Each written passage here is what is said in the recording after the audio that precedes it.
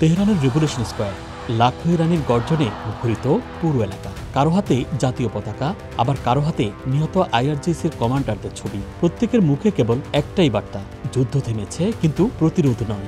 Iran Israel যুদ্ধবিরতির ঠিক পরদিনই এমন দৃশ্যের দেখা মিলল ইরানের রাজধানী তেহরানে।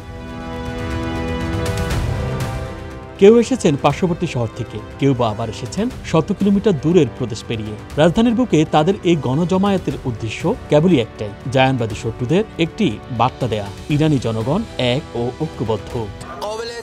আমেরিকা আর ইসরায়েলের কোনো কথায় বিশ্বাস নেই। আমাদের সেনারা বন্দুক হাতে প্রস্তুত রয়েছে। তারা কোনো প্রকার ভুল পদক্ষেপ নিলে তার মোক্ষম জবাব দেয়া হবে।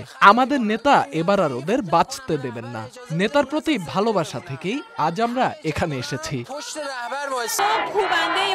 আমি এখানে এসেছি শুধু একটা কথা বলতেই, ইরানের সম্মান রক্ষা করার জন্য যা যা করা দরকার আমি করব। এখানে আসার ভিন্ন আর কোনো কারণ নেই। আমাদের সর্বোচ্চ নেতা যা বলেন আমরা সেটাই সমর্থন করি এবং মেনে চলি। এর আগে ইরানের ফোর্দ, নাতাঞ্জ, ইস্পাহান পারমাণবিক কেন্দ্রে বিমান হামলা চালায় মার্কিন বিমান বাহিনী।